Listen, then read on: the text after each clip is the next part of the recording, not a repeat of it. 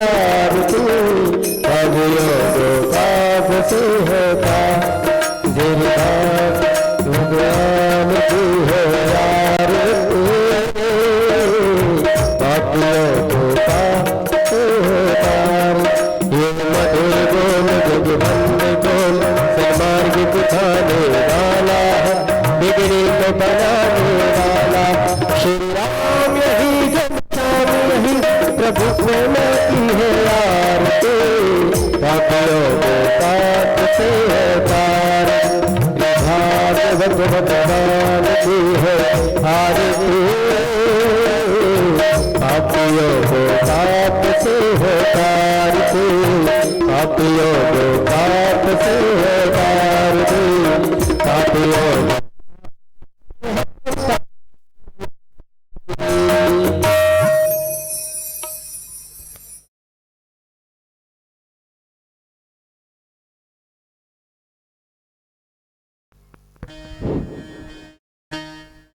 राधे। जय श्री राधे श्याम, जय श्री सीताराम।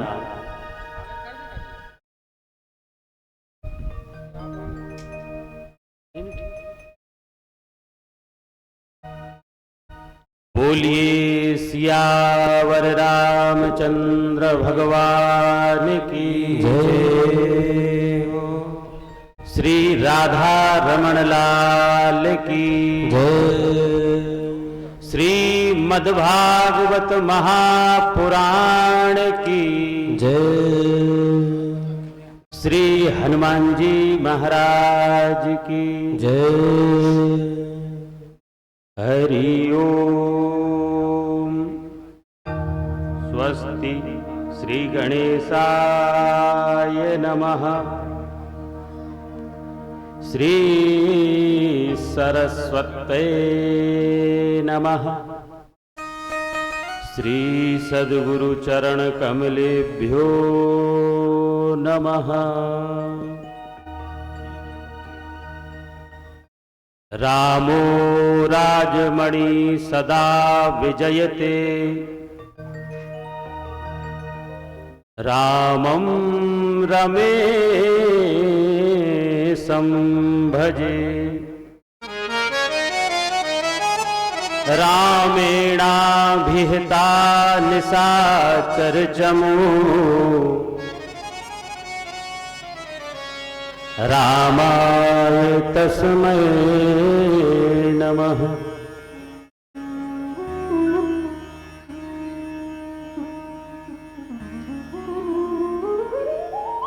ध्येयं सदा परिभवग्नमभीष्टदोहम्।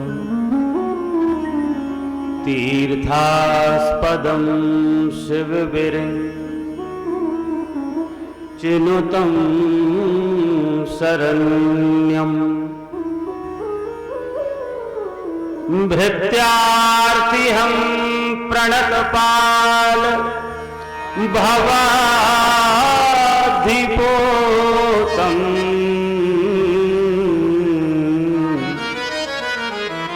वन्दे महापुरुष ते चरणारविन्दम्।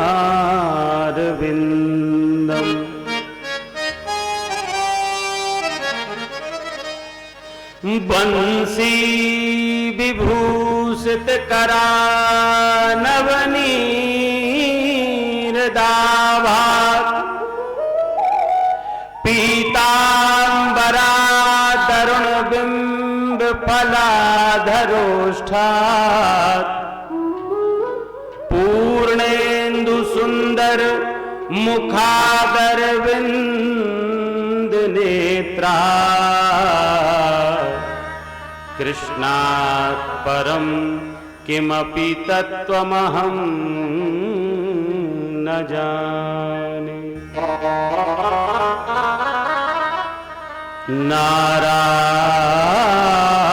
नारायणं नमस्कृत्य नरं चैव नरोत्तमं। देवीं सरस्वतीं व्यासो ततो जयमुदीरये।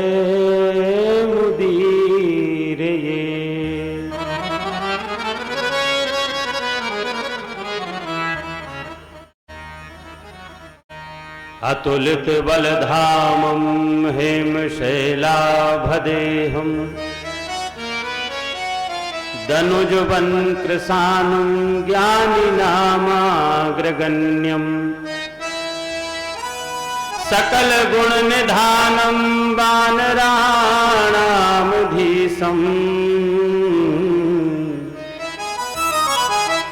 रघुपतिप्रियभक्तं वातजातं नमामि।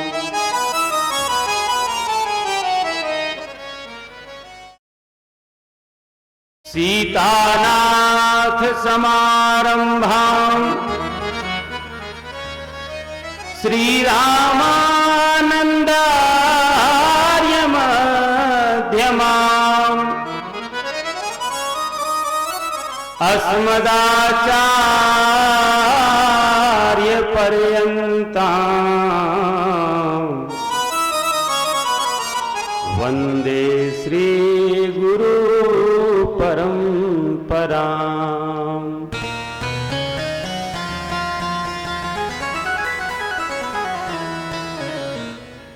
जय जय श्री राधा रमण, जय जय नवल किशोर, जय गोपी चित चोर प्रभु,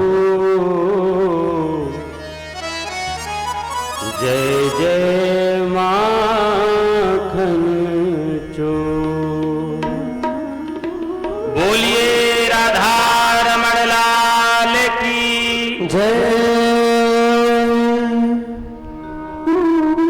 समस्त भक्त श्रोताओं से विनम्र निवेदन है कि आपकी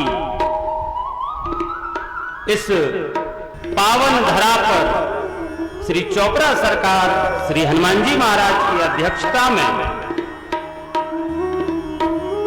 कथा प्रारंभ हो गई है। आज तृतीय दिवस है। वैष्णवों का परम धन, साधु संतों का चिंतन, विद्वानों का मनन, भक्तों का वंदन और भारत की धड़कन, ये महापुराण जो कि भगवान श्री कृष्ण की वांगमयी प्रतिमूर्ति के रूप में हम सबके समक्ष विद्यमान है।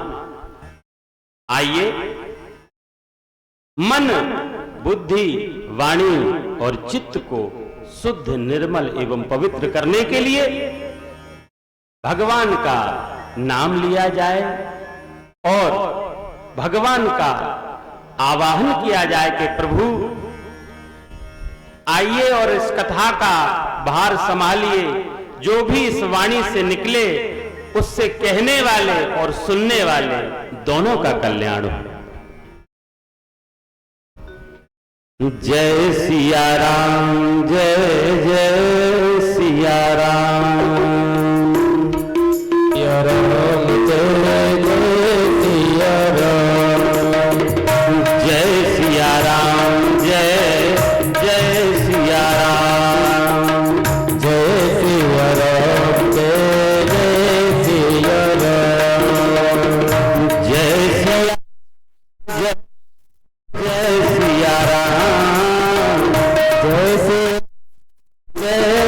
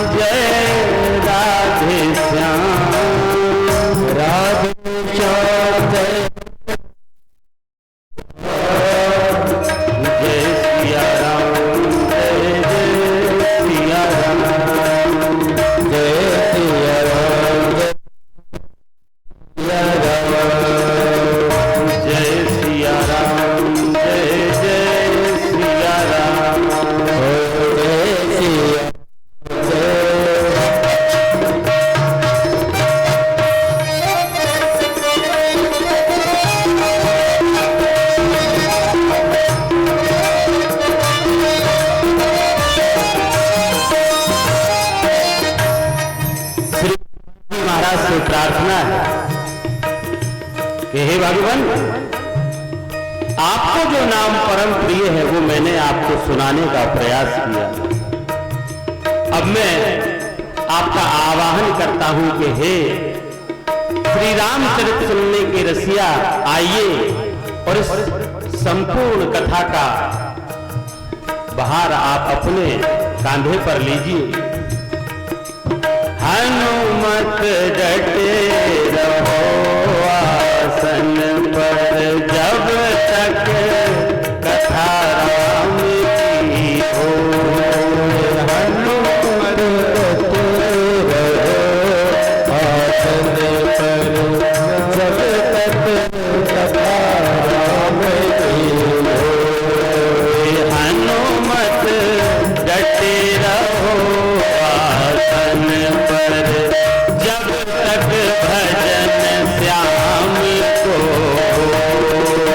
हनुमत डटे रहो आसन पर, जब तक भजन श्याम को। वीर हनुमाना अति बलवाना, राम राम रटियो रे, हे प्रभु मन बसियो रे।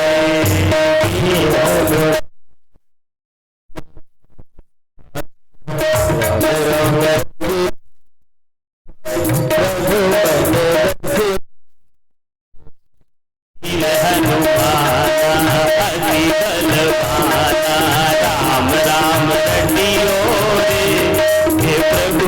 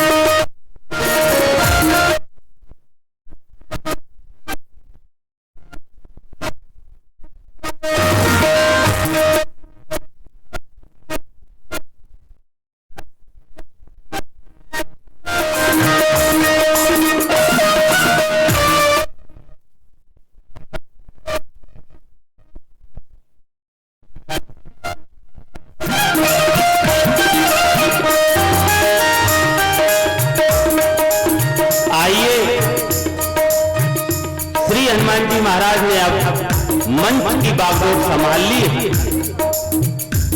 बंधुओं, अभी आप सभी ग्रह कार्य में फंसे हुए हैं, माया और मोह में फंसे हुए हैं। हमारी इसी परिस्थिति के लिए ने बहुत अच्छा चित्र खींचा है। को हम मानवों के लिए जोड़ दिया। होता क्या है, एक वृक्ष की डाल पर कबूतर और कबूतर दोनों घर गृहस्थ अचानक से कबूतर के तीर के आने पर कबूतर है कि हमें अभी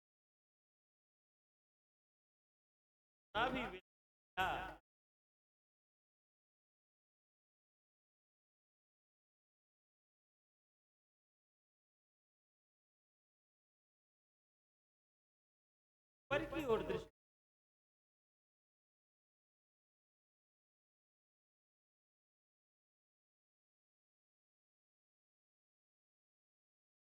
पहेलिया है और बाज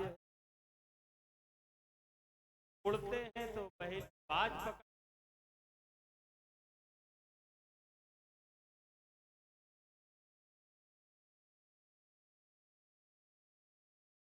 जरा गंभीरता से बात को धारण की। वो कबूतर और कबूतरी कोई और नहीं है, हम ही हैं। तो बहेलिया है, आया है, और जो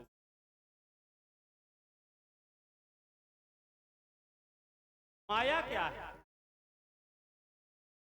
माया है हमारे पास दौलत है, क्या क्या हीरे जवाहरात स्वर्ण से संपन्न माया है। वो क्या है?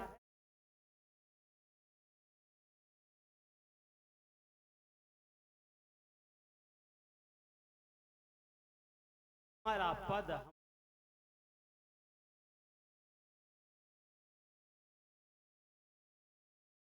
कबूतर पहेली और बाज ने मरणासन स्थिति पहुंचाने का क्या हम भी आया। और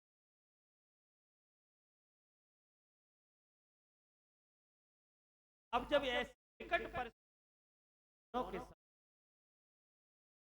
उन्होंने कहा, अब जब मृत्यु निश्चित है, अब इस क्षण में भगवान का ध्यान कर जाए तो होना होगा वो हो जाएगा। और दोनों ने भगवान का ध्यान किया और आर्त भाव से। आर्त कब होता है? जब हमारे हाथ से बाजी नहीं आती है, तब हम आर्त हो भगवान को पुकारते, आर्त हो। दोनों ने भगवान क्या लगाई? अब दाखिले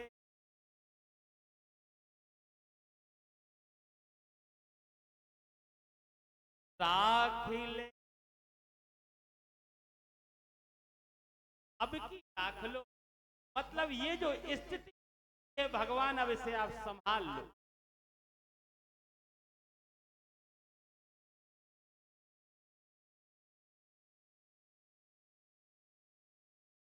बैठो द्रुम डरिया ओ अना, बैठो द्रुम डरिया पार दिया,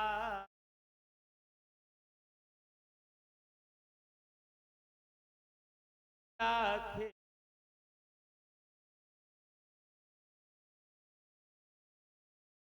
दाखिल ओ अनाथ बैठो द्रुम डरिया। हे भगवान, अब हम अनाथ हो गए हैं, हमें कोई संभालने वाला नहीं। आप ही जगत नाथ हैं, आप ही सबको संभालने वाले हैं। ये जो मनोहार है, हार है, वो आपके। पहेलिए ने हमें निशाने पर आके डर भाज आके डर आज्यों चाहत हो तो ऊपर अब की आखिर। हे भगवान, यदि उस पहेलिये से बचने का हम प्रयास कर रहे हैं, बहुत बड़ा बाज वृक्ष के ऊपर मंडरा रहा है और वो भी हमें अपना दास बना। भांत दुख आन भयो है, भांत दुख आन भयो है, तो कौन उबारे अब की आखिर। हे भगवान, प्रकार इस पृथ्वी पर हर प्राणी को माया और मोह ने घेर रखा है। मैं ऐसी परिस्थिति पहेली बाज ने बचने का कोई मार्ग नहीं होता है प्रभु, अब आप ही।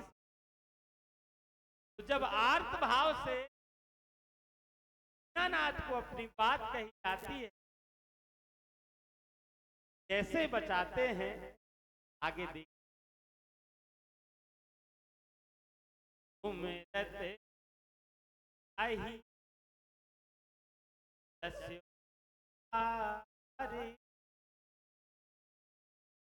पेड़ के सर्प ने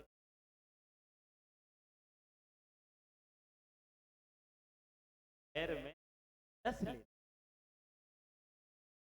देखिए भगवान के नाम का प्रभाव। पहले उन्होंने माया को ही दस्योपारिधि कर छू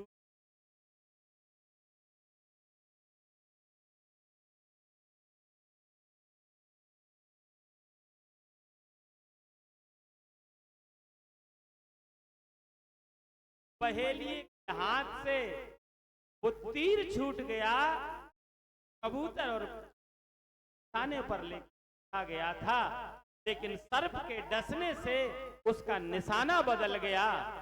तीर तो छूटा, निशाना बदल गया, और वो निशाना बदल गया तो कहां गया? ही सर लगो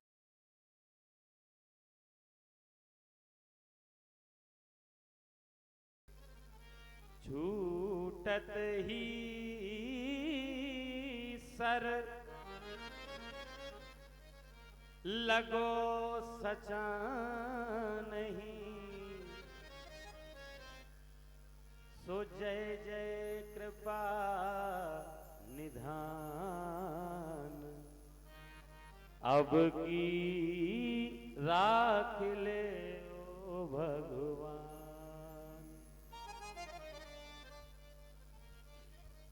तो जो मारने आए थे वो मर गए, वो जो मरने आए थे वो बच गए। किसने बचाया? भगवान। तो आप सभी से निवेदन है कि इस कथा को या इन भावों को सिर्फ एक कान से दूसरे कान के रास्ते से बाहर मत निकलने देना, इसको अपने हृदय में विराजमान करना, क्योंकि ये बात हम सभी के कल्याण के लिए कही गई है। आइए बंधु, अब कथा में प्रवेश होता है।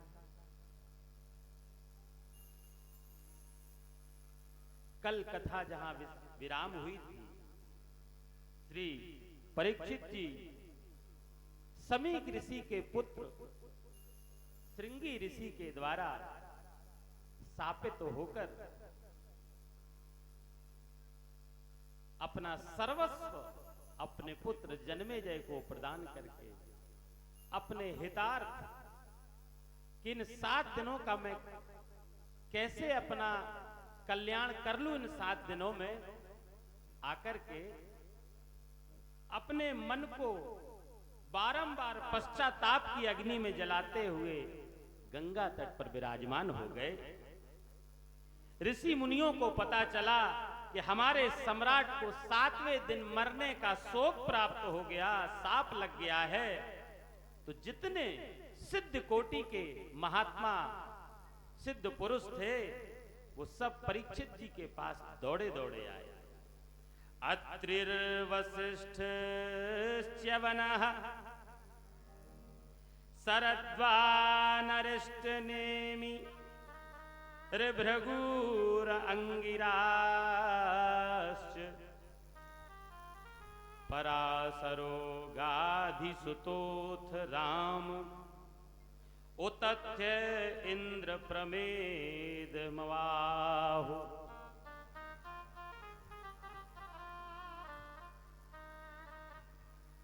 अत्रि, वशिष्ठ, च्यवन, भृगु इत्यादि इत्यादि जितने महात्मन थे वो परीक्षित जी के आसपास बैठ गए। परीक्षित जी ने मन में सोचा कि लगता है अब मेरा कल्याण होने वाला है, क्योंकि मुनि के अपमान का जो मुझ पर अपराध है, जिसके कारण मुझे श्राप मिला है, और इतने विशिष्ट मुनि यदि मेरे आसपास विराजमान हो गए हैं तो अब मेरा कल्याण होने से कोई रोक नहीं सकता।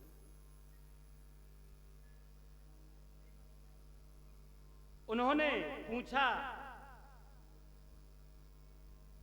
कि हे मुनीश्वरों, मरने वाले प्राणी को क्या करना चाहिए।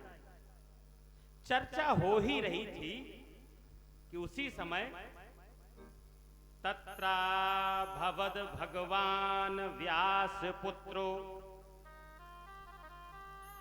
यदृच्छया गामटमानो नपेक्षः अलक्ष्य लिंगो निजलाभतुष्टो वृतश्च बालैर्वधूत वेशः। अचानक ऋषियों के मध्य व्यासपुत्र साक्षात भगवान प्रकट हो गए। बोलिए सुखदेव भगवान की जय हो। सूत जी बोले कि जैसे मानो भगवान ही व्यासपुत्र सुखदेव मुनि के रूप में आकर के परीक्षित का उद्धार करने के लिए प्रकट हो गए। क्यों?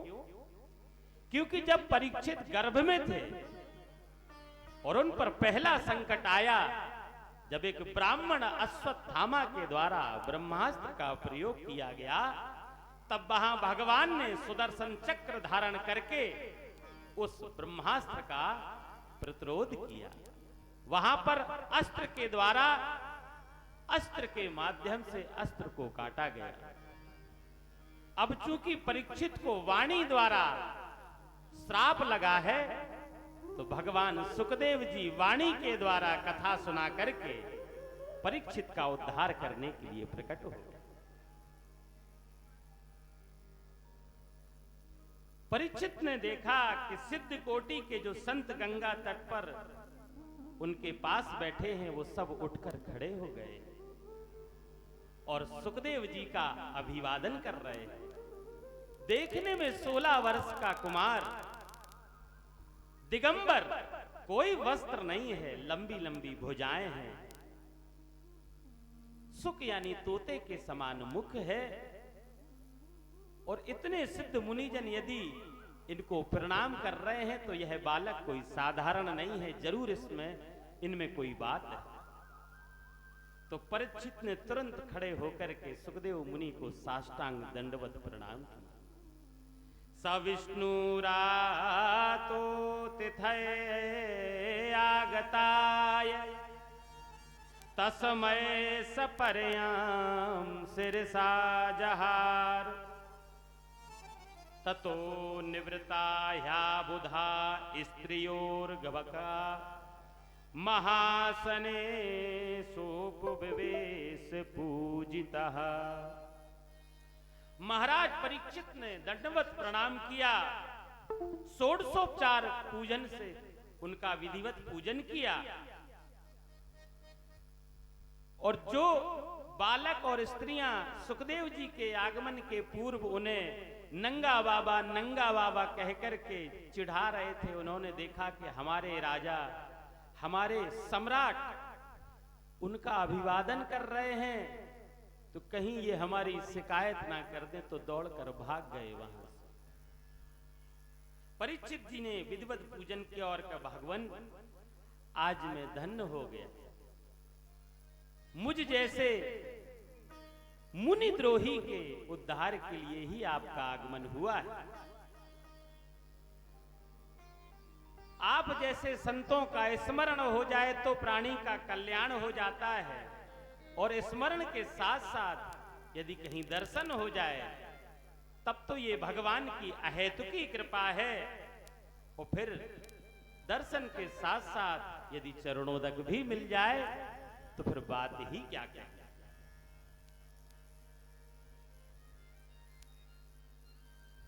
यदि उस प्राणी के अंदर अंश मात्र का भी पाप होगा तो ऐसे सुखदेव महामुनि के चरणोदक को प्राप्त करके वह अंश भी समाप्त हो जाएगा।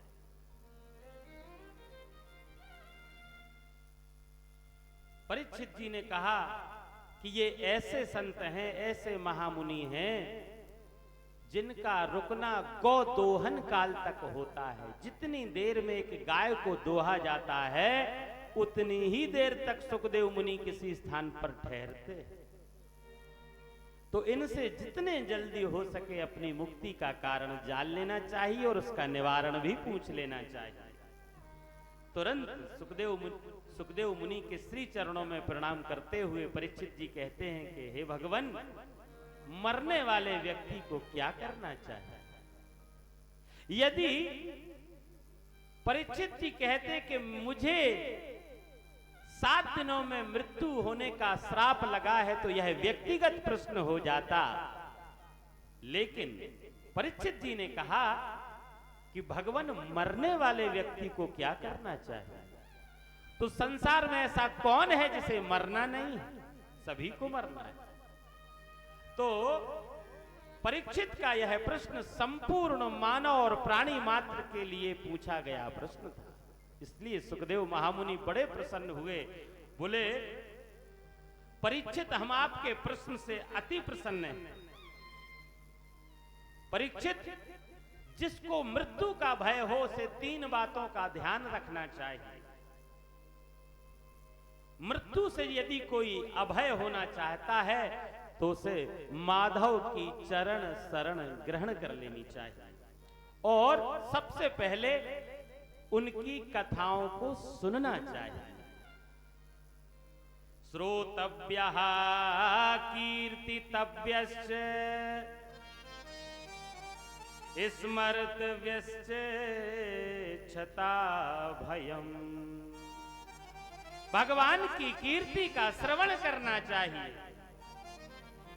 अगर वो सुनेगा तो सुनने से क्या फायदा होगा कि उसके अंदर का विकार खत्म हो जाएगा और उसमें श्रद्धा जागृत हो जाएगी, प्रेम भी हो जाएगा। इसलिए कहा गया है, बाबा ने कहा है, जाने बिन न होए प्रतीति, जाने बिन न होए प्रतीति, जाने बिन न होए प्रतीति, जाने बिन न होए प्रतीति, बिन प्रतीति होए नहीं प्रीति, बिन प्रतीत होए प्रतीति। इसलिए प्रभु की महिमा जानने के लिए पहले उनकी कथा को सुनो। ज्यादा से ज्यादा भगवान की लीलाओं का श्रवण करो तो पता चलेगा कि प्रभु का स्वरूप कैसा है, स्वभाव कैसा है, प्रभाव कैसा। जब श्रद्धा जागृत हो जाएगी तो प्रभु से प्रेम हो जाएगा, और जब प्रेम हो जाएगा तो आपको चारों तरफ भगवान का ही दर्शन होगा। आपका जो हृदय जिसमें अन्यान्य प्रकार के विकार हैं वो दूर हो जाएंगे। उदाहरण के स्वरूप में मान लीजिए लोहे का कोई बड़ा सा टुकड़ा है और आपको उसे कुल्हाड़ी या किसी अन्य उपकरण के रूप में बदलना है, तो क्या करेंगे? सबसे पहले उस लोहे को आग में तपाया जाएगा। तपाने से क्या होगा? उसमें कोमलता आएगी, द्रव्यता आएगी। इसका तात्पर्य हम प्राणियों के लिए है, तपाने का तात्पर्य हमें भगवान को रिझाने के लिए वो सारे प्रयत्न करने चाहिए जिससे हमारे हृदय में कोमलता व्याप्त हो जाए।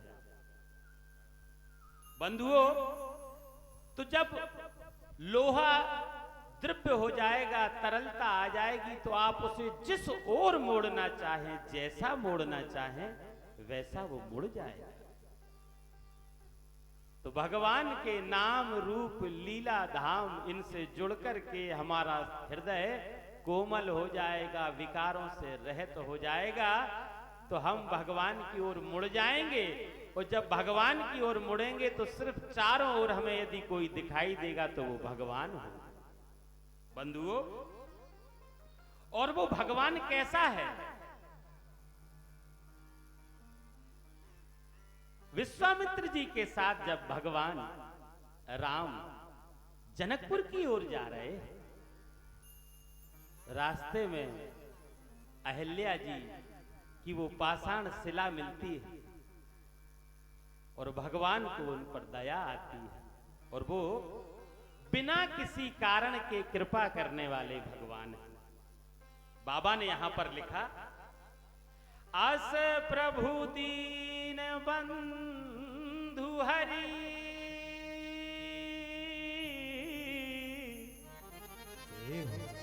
कारण रहत दयाल,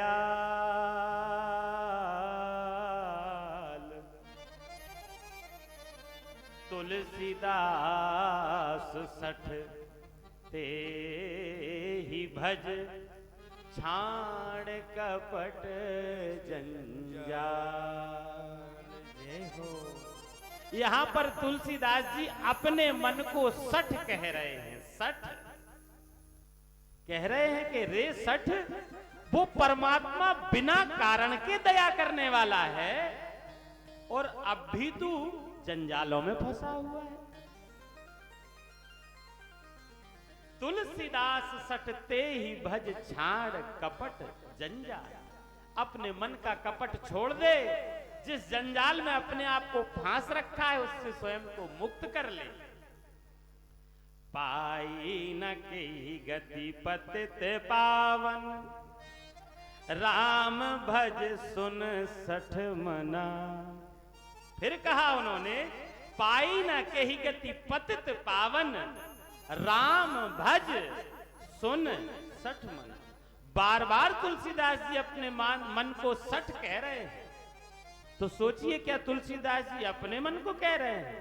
वो हम लोगों के लिए कह रहे हैं, क्योंकि तुलसीदास जी ने तो यदि श्री रामचरितमानस को लिखा तो उनका मन तो वैसे ही पवित्र हो गया।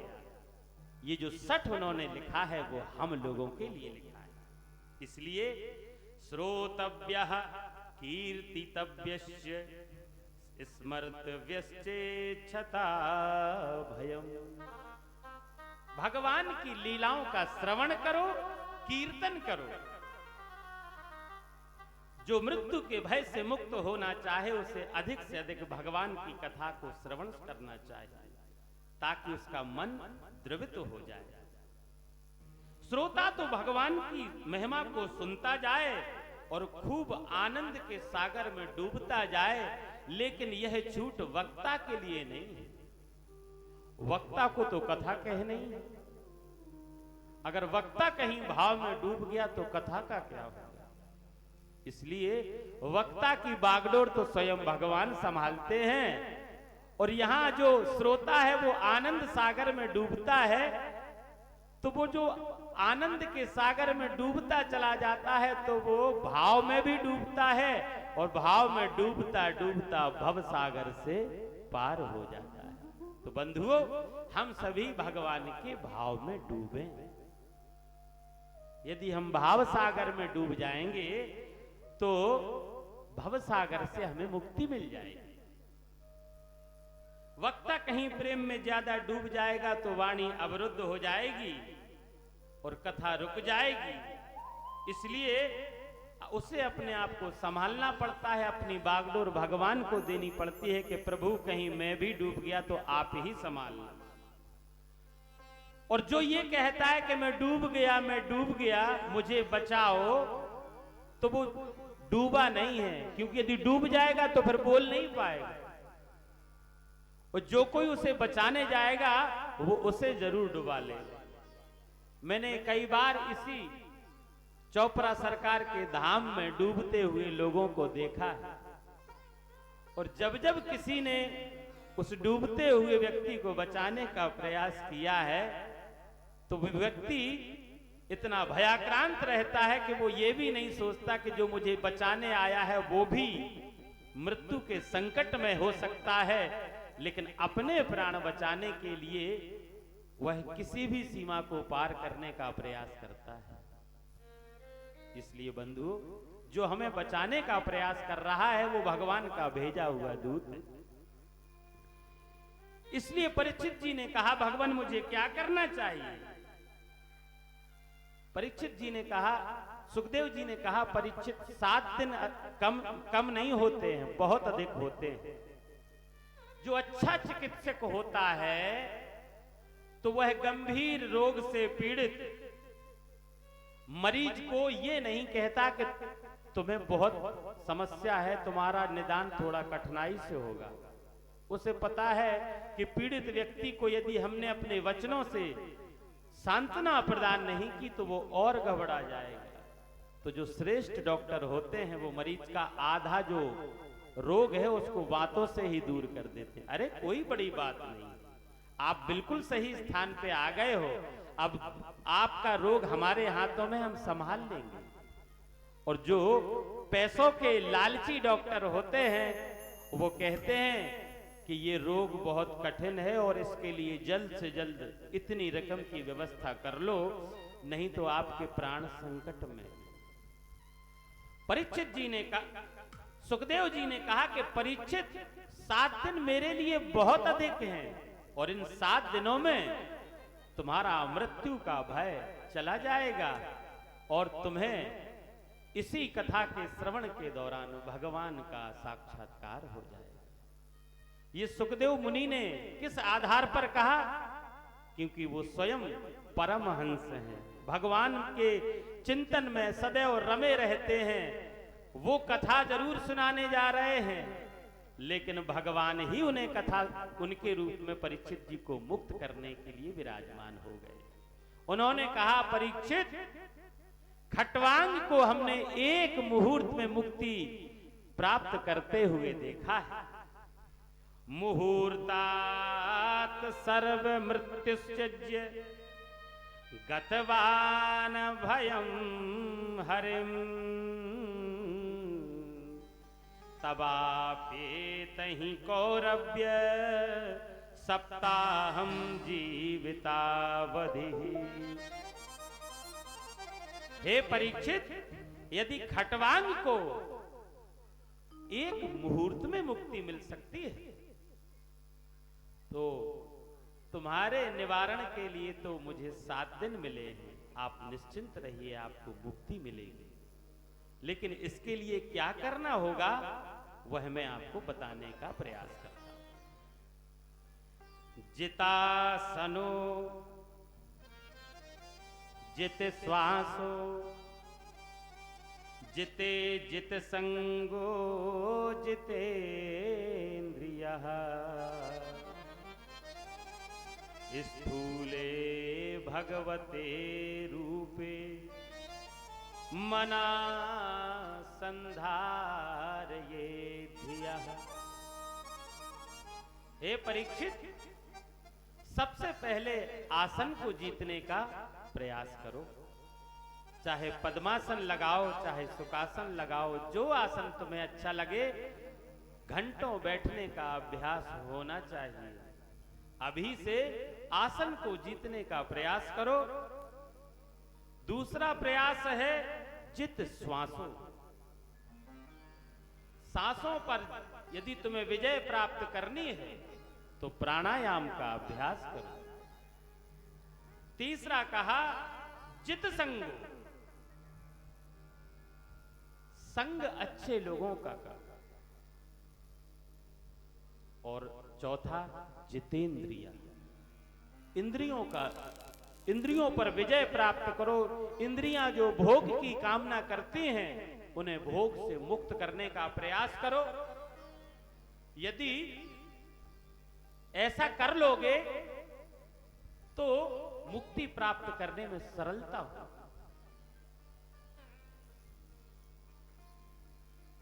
और तुम्हारे तो इस वंश को बचाने के लिए भगवान श्री कृष्ण ने क्या क्या नहीं किया। ऐसे वंश से तुम्हारा संबंध है, और तुम्हें तो बचाने के लिए वो उत्तरा के यानी तुम्हारी मां के गर्भ में भी चले गए थे, एक अंगुल का स्वरूप बना करके। पहले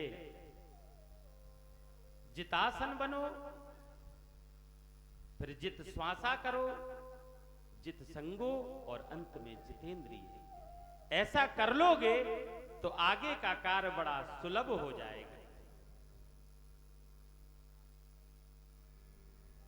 परीक्षित जी कहते हैं कि ठीक है भगवान, आपने जो कहा वो मैं करता हूं। हे भगवान, संपूर्ण प्रकृति में जो कुछ दिखता है वह आप ही का बनाया हुआ है, आप ही का स्वरूप है। ब्राह्मण, क्षत्रिय, वैश्य और शूद्र, ये चारों भगवान के ही अंग हैं। परीक्षित, उस परमात्मा ने जगत में सबको जन्म दिया और जीव के भोजन का सारा प्रबंध किया।